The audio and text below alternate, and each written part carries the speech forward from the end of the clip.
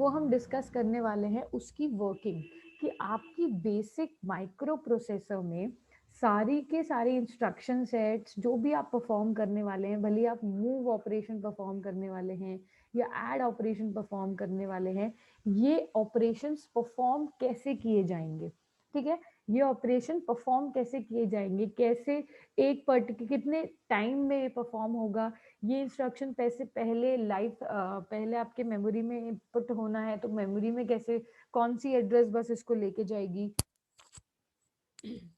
कौन सी address bus इसको carry करेगी, फिर कौन क्या कैसे आप आउटपुट जनरेट करोगे और आउटपुट कैसे कैरी होगा, रीड ऑपरेशंस राइट ऑपरेशंस कैसे हम परफॉर्म करेंगे।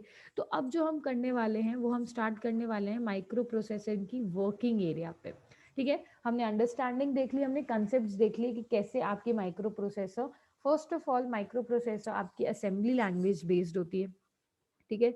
ये हम सबको पता है, असेंबली लैंग्वेज हमारी बेस्ड है माइक्रो प्रोसेसर। असेंबली लैंग्वेज और दूसरी लैंग्वेज होती है हाई लेवल लैंग्वेज, ठीक है। हाई लेवल लैंग्वेज में हम लोगों ने काम करा हुआ है, जैसे जो भी आप प्रोग्रामिंग लैंग्वेज देख रहे हैं अभी, जावा, जावा स्क्रिप्ट, सी प्लस प्लस, ठीक है। ये कौन सी लैंग्वेजेस हैं आपकी? High level language, this is which is user understandable language, ठीक है। आपने सिंपल हाई लेवल लैंग्वेज में अपने सिंपल इंग्लिश वर्ड्स को यूज करके अपनी इस लैंग्वेज को क्रिएट किया, कंपाइलर एंड इंटरप्रेटर कन्वर्टर्स बैठे हैं जो हाई लेवल को मशीन में कन्वर्ट करके कंप्यूटर को अंडरस्टैंडेबल लैंग्वेज में कन्वर्ट कर देंगे और कंप्यूटर्स आपके इंस्ट्रक्शन सेट्स को समझ लेगा, ठीक है। दूसरी चीज है हमारे पास assembly language. Assembly language just like English की तरह नहीं होती, थोड़ा एक स्टेप पीछे होती है। असेंबली लैंग्वेज में हम क्या यूज करते हैं? मिनिमोनिक कोड्स, ठीक है। असेंबली लैंग्वेज में हम प्रॉपर इंग्लिश की राइटिंग्स नहीं करते, like scan F, print this statement, ठीक है, प्रिंट एफ, स्कैन एफ, ये हम प्रॉपर इंग्लिश वर्ड्स यूज ना करके हम मिनिमोनिक कोड्स यूज करते हैं अपने कोई भी इंस्ट्रक्शन को परफॉर्म करने के लिए। इन कोड्स का डिस्क्रिप्शन मैं आपको दे चुकी हूँ इंस्ट्रक्शन सेट्स में। आपके पास अलग अलग कोड्स थे ऐड करने के लिए, ऐड सब्सट्रैक्ट करने के लिए, सब एडीआई इमीडिएटली अगर अपने डेटा को ऐड करना है, एसबीआई अगर आपको इमीडिएट सब्सट्रैक्ट करना है, इंक्रीमेंट करने के आईएनआर, ठीक है, डिक्रीमेंट करने के लिए डीसीआर, ये सारे के सारे इंस्ट्रक्शन सेट्स हमने मिनिमोनिक कोड्स हमने पढ़ लिए, ठीक है। एक और जो बेसिक डिफरेंस होता है इन दोनों में, एक बेसिक डिफरेंस ये भी होता है कि हाई लेवल लैंग्वेज जो होती है वो आपकी मशीन इंडिपेंडेंट होती है, ठीक है। कैसी होती है ये मशीन इंडिपेंडेंट? कोई बताना चाहेगा? आपने इतनी सारी लैंग्वेजेस पढ़ ली हैं तो मशीन इंडिपेंडेंट मतलब क्या होता है? Yes anyone? I I think पता होगा किसी ना किसी को। तो मशीन इंडिपेंडेंट होती है, assembly languages machine dependent. Yes anyone? Machine independent and machine dependent languages, क्या मतलब होता है इनका? Machine independent and machine dependent बहुत आप आगे अभी करियर में इंटरव्यूज दोगे तो बेसिक फर्स्ट क्वेश्चन आपसे यही पूछा जाता है कि ये पर्टिकुलर लैंग्वेज मशीन इंडिपेंडेंट है या मशीन लैंग्वेज है। यूजुअली असेंबली लैंग्वेज की कैटेगरी वाले, जो माइक्रो प्रोसेसर की कैटेगरी वाली लैंग्वेजेस होती हैं वो डिपेंडेंट होती हैं, बाकी इंडिपेंडेंट होती है। मतलब क्या है इसका डिपेंडेंट एंड इंडिपेंडेंट का? एनीवन? किसी को पता है या बताना नहीं चाह रहे? चलिए ठीक है, थोड़े टाइम की बात है, फिर हम ऑनलाइन क्लासेस की जगह ऑफलाइन क्लासेस लेने वाले हैं। आई थिंक कॉलेजेस स्टार्ट होने वाले हैं, फिर मैं आप लोगों से पूछूंगी, ठीक है। अभी फिर भी छोड़ देते हैं आपको। चलिए ठीक है, तो machine independent and machine dependent दो दो टाइप की लैंग्वेजेस होती हैं। मशीन इंडिपेंडेंट मतलब कि अगर आप एक पर्टिकुलर मशीन पे कोई सेट ऑफ कोड को लिख रहे हो तो ज़रूरी नहीं है कि आपको इसी मशीन पे ये कोड चलेगा, ठीक है। ये कोड आपका different machine to machine transfer हो सकता है, ये किसी मशीन पे डिपेंडेंट नहीं है अपने एग्जीक्यूशन के लिए, ठीक है। वो लैंग्वेजेस होती हैं आपकी मशीन इंडिपेंडेंट। दैट मीन्स आप किसी एक मशीन पे डिपेंडेंट नहीं है अपने उस पर्टिकुलर रिस्पेक्टिव कोड को रन करवाने के लिए। आप वही कोड दूसरी मशीन पे रन करवा सकते हैं, तीसरी मशीन पे रन करवा सकते हैं एंड सो ऑन, ठीक है। तो हमारी जो हाई लेवल लैंग्वेजेस होती हैं वो बहुत ही बेनिफिशियल होती हैं, क्योंकि क्यों? क्योंकि वो मशीन इंडिपेंडेंट होती है, हम किसी पर्टिकुलर मशीन पे डिपेंडेंट नहीं है। वेयर एज हमारी जो असेंबली लैंग्वेज की कोडिंग होती है just like in micro processor, वो सिक्योर्ड होती हैं, लेकिन उसमें एक बहुत बड़ी डिसएडवांटेज है कि ये सारी की सारी लैंग्वेजेस हमारी मशीन डिपेंडेंट होती है। आप जिस पर्टिकुलर मशीन पे इसका कोड लिख रहे हो, मिनेमोनिक कोड्स का, एडिशन सब्सट्रैक्शन का, वो पर्टिकुलर कोड उसी मशीन पे रन कर सकते हैं, दूसरी हम मशीन पे वो कोड को रन नहीं कर सकते। ठीक है, आपको वही रिस्पेक्टिव मशीन चाहिए अपने कोड के इम्प्लीमेंटेशन के लिए, अपने कोड के एग्जीक्यूशन के लिए। ठीक है, that's why assembly language is known as machine dependent language and high level language is known as machine independent language. ठीक है, जब भी आपको कोई भी कोई भी पर्टिकुलर लैंग्वेज, कोई भी कोड है, उसको अगर असेंबली में कन्वर्ट करके करना है, ठीक है, बेसिकली देखो ये आप डिजिटल इलेक्ट्रॉनिक्स में और अच्छे से पढ़ोगे, कन्वर्जन का पार्ट है ये, कि आपको मशीन बाइनरी को डेसिमल में कन्वर्ट करना, डेसिमल को हेक्साडेसिमल में कन्वर्ट करना, तो ये ब्रॉडली वहाँ मशीन का पार्ट है। लेकिन अगर हल्का सा मैं आपको इंट्रोडक्शन दूं, क्योंकि अब हम वर्किंग पे जा रहे हैं अपने माइक्रो प्रोसेसर की, ठीक है, तो माइक्रो प्रोसेसर की वर्किंग में जाने से पहले आपके ये कंसेप्ट हल्के से क्लियर होने चाहिए कि आपको रिप्रेजेंटेशन कैसे करना है। ठीक है, जैसे मैं कुछ कुछ जैसे पॉइंट्स में लिख रही हूँ, तो आप चाहो तो आप इनका स्क्रीनशॉट ले सकते हो, राइट। वैसे रिकॉर्डिंग में तो ये है क्योंकि मैंने ये लिखे हुए नहीं है, दिस इज जस्ट एक रिवीजन टाइप है, फाइन। अगर आप चाहते हैं तो स्क्रीनशॉट ले सकते हैं क्लियर करने से पहले। ओके, चलिए, तो सबसे पहले मैं आपको बताती हूँ कि एक कोड को आपको असेंबली लैंग्वेज में कैसे लिखना है। ठीक है, सिंपल से स्टेप्स हैं, अगर हम किसी कोड को असेंबली लैंग्वेज में लिखना चाहें तो हम कैसे लिख सकते हैं। फर्स्ट ऑफ ऑल आपको कन्वर्जन्स तो आने ही चाहिए। ठीक है, फर्स्ट स्टेप है आपकी कन्वर्जन्स के लिए आपके पास एक बाइनरी कोड होना ही चाहिए, राइट। उस बाइनरी कोड को आप मिनेमोनिक कोडेड या कुछ भी बोल सकते हो। ठीक है, आप कुछ भी बोल सकते हो, मान लीजिए हमने बाइनरी कोड जी बोल दिया, तो आपके पास जो इनिशियल है वो है, आपके पास क्या है, आपके पास बाइनरी कोड हैं इनिशियल, जिनको आपको कन्वर्ट करना है, फाइन। ठीक है, इसके बाद आपको सेकेंड स्टेप में इसका फाइंड करना है हेक्साडेसिमल कन्वर्जन। क्या फाइंड करना है आपका इसका, हेक्साडेसिमल, क्योंकि हमको असेंबली लैंग्वेज से डील करना है, और असेंबली लैंग्वेज हमेशा क्या होता है, किसी भी नंबर का हेक्साडेसिमल कन्वर्जन होता है। ठीक है, हमको क्या करना है, उसका हेक्साडेसिमल मशीन कोड हमको कैलकुलेट करना है, फाइंड करना है। ठीक है, कन्वर्जन में हम फाइंड करते हैं सिंपल, एक बार आप डिजिटल इलेक्ट्रॉनिक्स में कन्वर्जन देखोगे तब आपको और अच्छे से याद आ जाएगा। ओके, ठीक है, सेकेंड स्टेप में हमने इसका मशीन कोड फाइंड कर लिया। थर्ड स्टेप में हम क्या करते हैं, enter program in which memory is sequential order. ठीक है, हेक्स कीबोर्ड यूज करके आपको अपने प्रोग्राम को इंस्ट्रक्शन, आपको जो भी इंस्ट्रक्शन सेट्स को परफॉर्म करना है, उनको एज इन प्रोग्राम आप राइट करोगे। ठीक है, जो भी आपको परफॉर्म करना है, ठीक है, तो आपको क्या करना है, अब एंटर क्या करना है, प्रोग्राम, जो भी प्रोग्राम, अब program is made up of instructions, right. Program क्या होते हैं, made of instructions, collections of instructions होते हैं आपके प्रोग्राम। ठीक है, कलेक्शंस ऑफ इंस्ट्रक्शन, जो भी आप इंस्ट्रक्शंस परफॉर्म करने जा रहे हो, जो भी आप बाइनरी कोड, जो भी हेक्साडेसिमल मशीन कोड्स परफॉर्म करने जा रहे हो सीक्वेंस में, कि पहले आपको मूव करना है, फिर आपको ऐड करना है, फिर आपको स्टोर करना है, फिर आपको लोड करना है। ठीक है, ये आपके क्या है, ये इंस्ट्रक्शंस हैं जो एक सीक्वेंस में परफॉर्म करना है। ऐसे ही करते हैं ना, पहले हम इंटीजर वेरिएबल को डिक्लेयर करते हैं, इंट ए। ठीक है, फिर ए में हमने मान लीजिए वैल्यू स्टोर कर दी, फिर हमने एक सम और वेरिएबल डिक्लेयर किया जिसमें ए प्लस बी किया, फिर ठीक है, ये इस सम को हमको प्रिंट कराना है तो हमने प्रिंट करवा दिया सम को।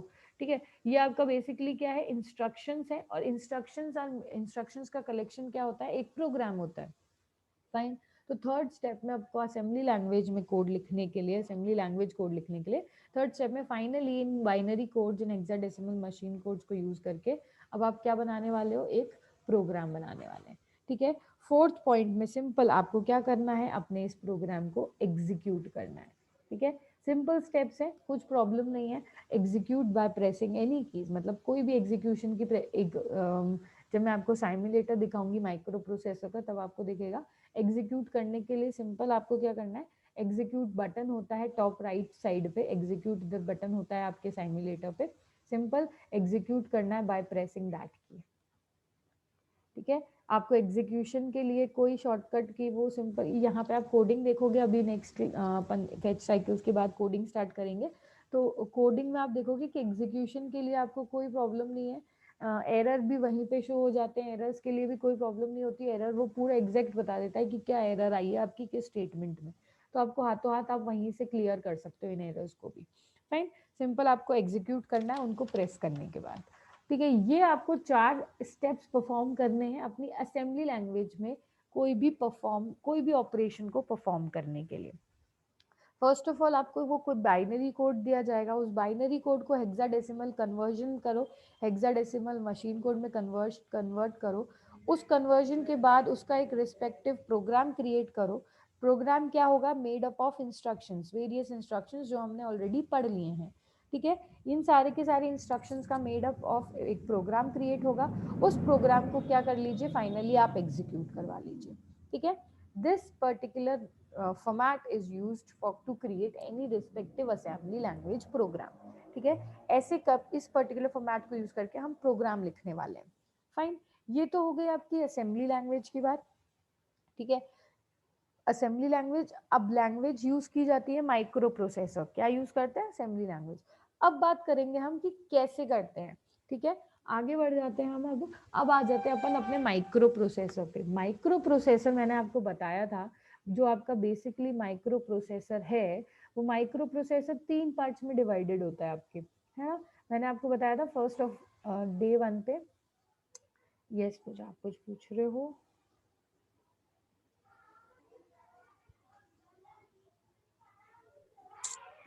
मैम, जो RDBMS का टेस्ट हुआ था ना, हाँ, उसके क्वेश्चंस एक बार बाद में आप डिस्कस कर लेना।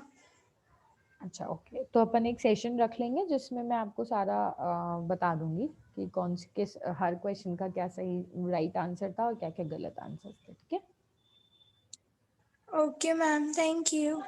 You welcome. अपन आधे घंटे something half an hour 25 minutes का एक सेशन मैं सर को बोल दूंगी, एक सेशन क्रिएट करने के लिए।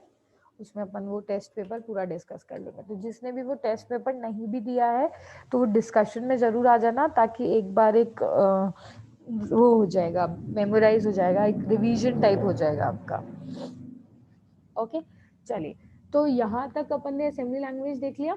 अब अपन एक माइक्रो प्रोसेसर देख लेते हैं। मैंने आपको हल्का सा और डिवाइस करवा देती हूँ। माइक्रो प्रोसेसर आपका 3 पार्ट्स में डिवाइडेड था। ठीक है, माइक्रो प्रोसेसर आपका 3 पार्ट्स में डिवाइडेड था। First was all ALU, arithmetic logical units, right. ठीक है, एक पार्ट था आपका CU, कंट्रोल यूनिट, जो पूरा का पूरा कंट्रोल करता है। अर्थमेटिक लॉजिकल यूनिट क्या करता है, सिर्फ अर्थमेटिक ऑपरेशंस को कंट्रोल करता है। और एक पार्ट था आपका माइक्रो प्रोसेसर, इसलिए रजिस्टर। ठीक है, रजिस्टर्स में आप अपने डेटा को स्टोर कर सकते हैं। ठीक है, यहाँ पे माइक्रो प्रोसेसर में आपने रजिस्टर एक नया टर्म देखा था, और एक और नया टर्म देखा था बसेस का। ठीक है, जो सारा कंटेंट आपका एक जगह से दूसरी जगह पे लेके जा रहे हैं वो है आपकी वेरियस बसेस। बसेस आपकी address bus, data bus and control bus, 3 types की बसेस थी, जो आपके इनपुट आउटपुट पोर्ट से लेकर मेमोरी के बीच में, और रजिस्टर 3 है आपके पास, input output port, memory. Writing को थोड़ा माफ कर देना, ये ऐसे ही लिखा जा रहा है, memory, input output port and register.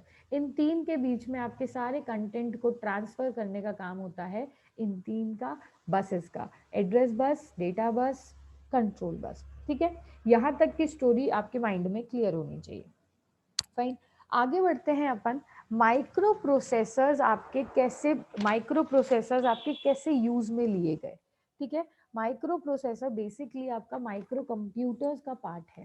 ठीक है, माइक्रो प्रोसेसर कैसे यूज लिए गए, सबसे पहले आपके माइक्रो प्रोसेसर जो थे, माइक्रो प्रोसेसर आपके 2 टाइप्स के होते हैं, 4 बिट भी होते हैं और 8 बिट भी होते हैं। ठीक है, माइक्रो प्रोसेसर आपके 2 टाइप्स के हैं, 4 बिट भी हैं एंड 8 बिट भी हैं। 4 बिट 8 बिट से रिप्रेजेंटेशन क्या होता है, इनकी लिमिटेशंस, इनकी जो भी इंस्ट्रक्शन सेट है उनकी कैपेसिटी, कि ये 4 बिट डेटा को इंक्लूड कर सकते हैं, और 8 माइक्रो प्रोसेसर अगर 8 बिट का है, दैट मीन्स वो 8 बिट डेटा को अपने इंस्ट्रक्शन सेट में इंक्लूड कर सकता है। ठीक है, ये अप्रॉक्स मिड 1970s में इनिशियलाइज हुआ माइक्रो प्रोसेसर्स का, मिड 1970s में इनिशियलाइज हुआ। इसमें 8 bit micro processor, 4 bit micro processor use करे गए। ठीक है, मिड 97 में माइक्रो प्रोसेसर किस में यूज करे गए, माइक्रो कंप्यूटर्स में। ठीक है, किसमें यूज करेगा, हमारे मिड 90s में माइक्रो कंप्यूटर्स में। अब माइक्रो कंप्यूटर्स क्या होते हैं स्टूडेंट, सिंपल कुछ नहीं है, micro computer is a set of memory and micro processor. ठीक है, डेस्कटॉप वर्जन तो वो तो है ही, आपका सिंपल माइक्रो कंप्यूटर जो भी आप अभी फोन देख रहे हैं that is a micro computer, laptop में देख रहे हो मीटिंग तो that is a micro computer. Simple micro computers क्या है, बेसिकली एक रिप्रेजेंटेशन है जो हमारे कैलकुलेशंस को, हमारे टास्क को मशीन की हेल्प से अच्छे से परफॉर्म कर पा रहे हैं। ठीक है, और वो मशीन की हेल्प कौन दे रहा है, उसको माइक्रो प्रोसेसर दे रहा है। ठीक है, जो भी रिस्पॉन्सिबल है आपके पूरे फंक्शनिंग के लिए that is your micro processor. आजकल हम जब भी, आजकल नहीं मतलब यूजुअली हम जब भी नया फोन लेते हैं, नया लैपटॉप देते हैं, तो हम सबसे पहले उसकी प्रोसेसर की क्वायरी करते हैं। As you are a technical student, you belong to a technical field, तो आपको तो ज़रूर से ही पूछना चाहिए कि क्या प्रोसेसर की कॉन्फ़िगरेशंस क्या है, कि कौन सा क्वाड प्रोसेसर है, मल्टी प्रोसेसर है। तो बेसिकली वो किसकी बात हो रही है, वो माइक्रो प्रोसेसर की बात हो रही है कि ठीक है, क्या उनसे कंप्यूटर को कैसे वो माइक्रो प्रोसेसर टैकल कर रहा है, क्या उसकी कैपेसिटी है ऑपरेशंस परफॉर्म करने की, क्या 8 बिट है, 4 बिट है, आजकल हमारा 64 बिट, 32 बिट। ठीक है, तो बेसिकली ये क्या है, आपके ऑपरेटिंग में कॉन्फ़िगरेशंस हैं अलग अलग सिस्टम की। ठीक है, तो ऐसे ही माइक्रो कंप्यूटर्स भी हमारे वेरियस पार्ट्स में डिस्ट्रीब्यूट हुआ, माइक्रो कंप्यूटर्स हमारे वेरियस पार्ट्स में डिस्ट्रीब्यूट हुआ। आपके वेरियस पार्ट्स हैं, देखो सबसे पहले व्हाट इज माइक्रो कंप्यूटर, एक बार अगर हम रीड करें, इस पे भी वन लाइनर्स क्वेश्चन आते हैं, इसलिए मैंने इसको भी हाथों हाथ इंक्लूड कर लिया है स्लाइड्स में, ताकि आपका ऐसा कुछ पार्ट ना रह जाए जो आपने नहीं सुना हो या ना पढ़ा हो। ठीक है, माइक्रो कंप्यूटर्स के बाद हम इसकी वर्किंग पे को प्रोसीड करेंगे। डेफिनेशन क्या है माइक्रो कंप्यूटर्स की, is generally the purpose of processing system functionally. ठीक है, a microcomputer is generally the purpose of processing system functionally, etc. It is the smaller to any other large systems. Microcomputer is self-contained units and usually designed for use by one person at a time. ठीक है, आपने सुना होगा micro computer से पहले super computers भी रहे हैं, मेन फ्रेम कंप्यूटर्स भी रहे हैं। ठीक है, सुपर कंप्यूटर्स आपके एक एक पूरे हॉल में आप अक्यूमुलेट हो, एक पूरा हॉल, जैसे गूगल का अपना एक सुपर कंप्यूटर है। ठीक है, उसका आप सर्च करना आज गूगल क्रोम पे, सुपर कंप्यूटर ऑफ गूगल्स। ठीक है, आईबीएम का सुपर कंप्यूटर है, तो वो इतने ह्यूज इन साइज होते हैं, नो डाउट उनकी प्रोसेसिंग बहुत फास्ट होती है, they are just like a robot, उनकी इतने ह्यूज प्रोसेसिंग होते हैं, उनके पास इतने सारे माइक्रो प्रोसेसर्स इनबिल्ट होते हैं कि उसकी प्रोसेसिंग वे बेटर होती है। ठीक है, लेकिन वो इतने ज्यादा बड़ा होते हैं साइज में कि वो पोर्टेबल नहीं होते, आप उनको एक जगह पे स्टैब्लिश कर सकते हैं तो वो वहीं पड़े रहेंगे जब तक उनका प्रोसेसिंग स्टॉप ना कर दिया जाए। ठीक है, वो पोर्टेबल नहीं है। उसके बाद आए मेन फ्रेम कंप्यूटर से, लास्ट में सबसे मेन फ्रेम आपके कमरे जितने बड़े नहीं थे, लेकिन शेल्फ जितने बड़े थे। ठीक है, अगेन उसमें भी वही प्रॉब्लम रही कि वो भले ही नो डाउट स्पीड के पर्सपेक्टिव से फास्ट है, लेकिन पोर्टेबल नहीं है, सिक्योर्ड नहीं है, कोई भी आके उन पे अपना काम करके चला जा सकता है। लास्ट में आए हमारे पास माइक्रो कंप्यूटर्स। माइक्रो कंप्यूटर्स में हमने सिंपल क्या किया, हमने उसको इस तरीके से डिजाइन किया कि वो one person at a time उसको यूज कर सके, और आपके पास मल्टीपल माइक्रो प्रोसेसर्स इंक्लूड ना हो, उसमें लिमिटेड माइक्रो प्रोसेसर से आपकी वो रिक्वायरमेंट अकम्प्लिश पूरी हो जाए। ठीक है, since microcomputer can be usually included to large computer from a very important segment of integrated information system। ठीक है, आपका माइक्रो कंप्यूटर भी लार्ज हो सकता है, लेकिन यूजुअली हम इसको माइक्रो कंप्यूटर इसलिए नाम दिया है क्योंकि these particular computers are very small in size and आपके कोई भी पर्टिकुलर एरिया पे वो हो जाएगा, एडजस्ट हो जाएगा, मैनेज हो जाएगा, प्लस पोर्टेबल भी रहता है। ठीक है, in today's time everyone has a microcomputer. In today's time most microcomputers are used. A microcomputer with a central processing unit, सबके पास एक सीपीयू होता है, इट इंक्लूड सीपीयू के अंदर माइक्रो प्रोसेसर होगा, रैम होगी, और बहुत कुछ एसेसरीज हो सकती हैं। ठीक है, अलग अलग एसेसरीज होती हैं हर कंप्यूटर में।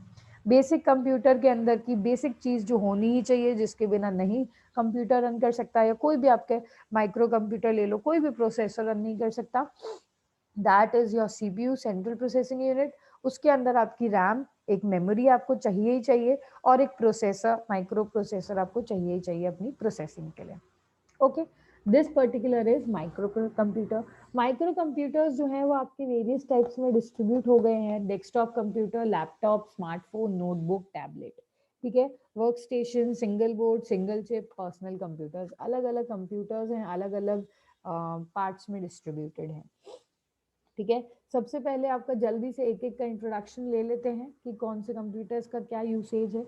आपको पता ही होगा, सबको अच्छे से पता है, लेकिन हम क्या होता है कि कभी कभी क्या होता है, हम as belong to IT department, हमको बड़ी से बड़ी चीज़ भले ही पता हो, लेकिन हम छोटी चीज़ों को भूल जाते हैं, ठीक है। अब आपका कोई अगर चांसेस हैं कि अगर मैं आपसे पूछूं कि पर्टिकुलर टैब का फुल फॉर्म क्या है, ठीक है, तो टैब का फुल फॉर्म क्या है, टैबुलर, भाई छोटी छोटी चीज़ें, कंट्रोल सी, कंट्रोल वी, ये छोटी छोटी चीज़ें जो होते हैं स्टूडेंट्स अक्सर भूल जाते हैं, बड़े बड़े थॉट्स, बड़े बड़े कंसेप्ट को याद रख लेते हैं, ठीक है। लेकिन ऐसा नहीं होना चाहिए। जो छोटी छोटी चीज़ें like basic computer, desktop computer और माइक्रो डेस्कटॉप और पर्सनल में क्या डिफरेंस है, लैपटॉप में क्या डिफरेंस है, स्मार्टफोन्स में क्या डिफरेंस है, ये आपको समझ आना चाहिए, ये आपको बेसिक ब्रॉड अंडरस्टैंडिंग होनी चाहिए, ठीक है। तो ये अपन जल्दी से डिस्कस कर लेते हैं। Okay, desktop computer is personal computer. This computer is heavyweight. Desktop computer is a personal computer. This computer is heavyweight. It is used of one location and one person work at a time. The main part of desktop computer is LCD screen, CPU, keyboard, mouse, and UPS. The combination of all part is known as desktop computer. ठीक है, desktop computer basically personal computer है, लेकिन this computer is heavyweight.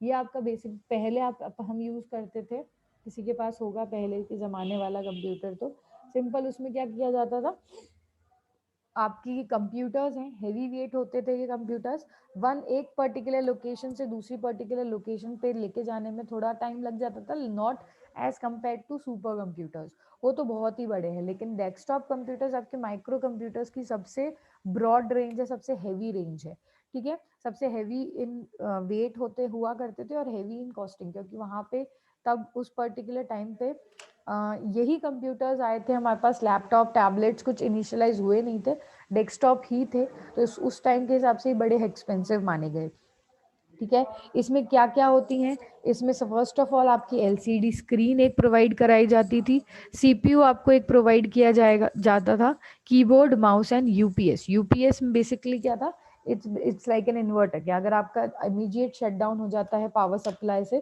तो आपका power supply चली जाती है, तो आपका जो भी सिस्टम है वो इमीडिएट शटडाउन ना होके क्या हो जाता था, वो एक स्टैंड बाय मोड में जाता है, ठीक है। तो बेसिक आजकल तो बैटरी पर्पस हो गया है, तो हम लैपटॉप्स में तो बैटरीज आ गई हैं, तो बैटरीज चार्ज हो जाती है, तो बैटरीज के अगर पावर सप्लाई चल भी रही है, नहीं भी चल रही है, तो कोई प्रॉब्लम है नहीं। लेकिन इनिशियली डेस्कटॉप कंप्यूटर्स में बैटरीज नहीं होती थी, ठीक है, हमारा बेसिक प्रोसेसर था जिसको पावर सप्लाई की जरूरत थी ही, फाइन। तो अगर आप पावर सप्लाई नहीं है तो आपको यूज करना था यूपीएस, ताकि एक power supply, constant power supply वहां से जाती रहे, ओके। तो that was your desktop computer. Next आ गए हमारे पास माइक्रो कंप्यूटर्स में लैपटॉप्स, ठीक है। लैपटॉप्स आपके बेसिकली क्या है, laptop is small in size, laptop is more powerful computing device, and laptop is multitasking computer, ठीक है। We can carry very easily because this is lightweight, we can do many type of work with the help of laptops। आपको पता है laptop बहुत ही light weight है, multitasking computers हैं, आप कितने भी टास्क आप एट अ टाइम परफॉर्म कर सकते हैं। रैम क्यों, क्योंकि इसकी कॉन्फ़िगरेशंस अच्छी हैं, इनके प्रोसेसर्स अच्छे होते हैं, मल्टी पोर्टेबल्स होते हैं, कहीं पे भी आप इनको ट्रांसफर कर सकते हैं। सिक्योरिटी के बेसिस पे ये हमारे सबसे सिक्योर्ड कंप्यूटर सिस्टम अभी तक टिल डेट, सबसे सिक्योर्ड कंप्यूटर सिस्टम, इतने ज़्यादा फ्रीक्वेंट इन यूज़ हो चुके हैं कि आजकल सबके पास है, ठीक है, fine. These are very small in size, नहीं मतलब हाँ, सबसे स्मॉल कंप्यूटर सिस्टम्स हमारे पास अभी कौन से प्रोवाइडेड हैं, लैपटॉप्स, ओके। देन आ जाते हैं आपके smartphones. Smartphones is a cell phone that functions like a computer. A new generation smartphone build is very advanced in high technology. New generation smartphones is multi-purpose and multitasking phone. We can do send email, listen music, take pictures and use Facebook and other social media platforms. ठीक है, आपका सबसे बड़ा जो example है micro computer का, वो जो आप अभी यूज कर रहे हो, दैट इज योर स्मार्टफोन.